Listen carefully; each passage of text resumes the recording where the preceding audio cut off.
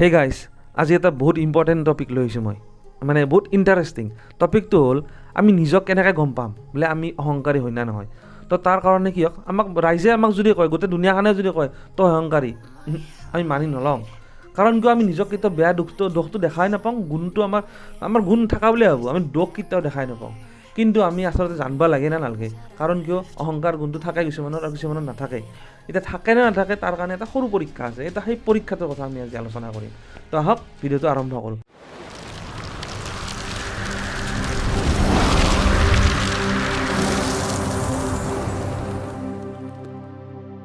এতিয়া কথাটো হ'ল, চাব, ঘৰত আপোনাৰ ৰিলেটিভৰ লগত বা আপোনাৰ কোনোবা আপোন মানুহৰ লগত, আপোনাৰ নিজৰ ঘৰৰ মানুহ কাজিয়া লাগিল, কিবা কাৰণত তৰ্ক লাগিল, তৰ্কখন ইমান বেয়াক লৈ গুচি গ'ল, মানে কি হ'ল লাষ্টত মানে কি দুটাৰ মাজত মাতামাতি বন্ধ হৈ গ'ল, ধৰক বহুত দিনলৈকে।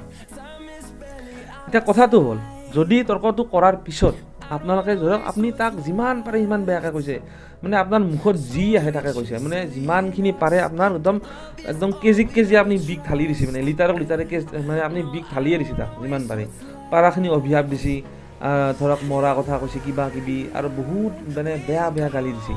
এতিয়া কথাটো হ'ল, আপুনি যাক সেই কথাখিনি কৈছিল তেওঁতো নিশ্চয় আপোনাৰ কথাখিনি শুনি আছে, ৰিপ্লাই তেওঁ দিছে বাৰু, মই নকওঁ, তেওঁ বাৰু ধৰক কাজিয়া কৰিছে সমানে। কিন্তু কথাটো হৈছে, যদি আপুনি ষ্টাৰ্টিং যদি তাক বহুত বেয়াকৈ কোৱা আৰম্ভ কৰিছে, তেওঁ নিশ্চয় তাৰে ৰিপ্লাইটো দিবই। আৰু যদি তেওঁ গোটেইখিনি কথা যদি তেওঁ শুনি পেলাই বহি আছে, তেতিয়াহ'লে তেওঁক মই ভগৱান বুলি ক'ম, কাৰণ ইমান ধৈৰ্যগুণ ভগৱানৰে থাকে। বাৰু যি হওক, এতিয়া কথাটো হ'ল, ধৰক আপুনি তেওঁক বহুত বেয়াকৈ ক'লা, ধৰক যিখিনি কথা আপুনি ক'ব নালাগিছিল তেনেকুৱা কথা আপুনি বিনা কাৰণত তেওঁক বহুত বেয়াকৈ কৈ দিলা। এতিয়া কথাটো হ'ল, বাৰু ঠিক আছে, কাজিয়া লাগে, দুখন কাঁহী যদি একেলগে থাকে শব্দ উঠবই। এতিয়া কথাটো হ'ল, কাজিয়া লাগব পাৰে, লাগাৰ পিছত সময়খিনি গ'ল, ধৰক সেই সময়টো এটা বেয়া সময় আছিল, পাৰ হৈ গ'ল, খং কমিল, খং কমাৰ পিছত আপুনি যদি কাজিয়াখন ষ্টাৰ্ট কৰিছিল বা আপুনি তেওঁক যদি বেয়াকৈ কোৱা আৰম্ভ কৰিছিল, তেতিয়াহ'লে আপোনাৰ প্ৰথম দায়িত্ব তেওঁক চৰি কোৱাটো। আৰু যদি আপুনি তেওঁক চৰি কৈছে, তেতিয়াহ'লে আপোনাৰ তাত অহংকাৰী গুণটো নাই, আপুনি বেয়া নাপাব সেইটো।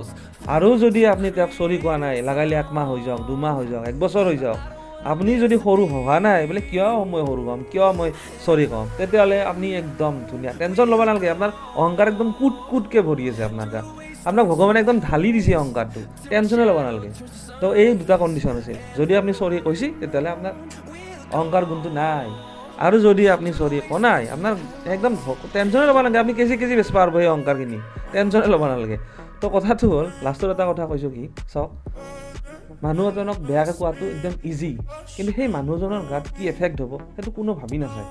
সেইকাৰণে কাজিয়াখন লগাৰ পিছত যদি আপুনি এবাৰ তেওঁক চৰি কৈ দিয়ে ভালকৈ কাষত বহি পেলাই, সেই মানুহজনে ভাবিব বোলে কি খঙতেহে কৈছিল, আচলতে মোক অন্তৰৰ পৰা কোৱা নাই।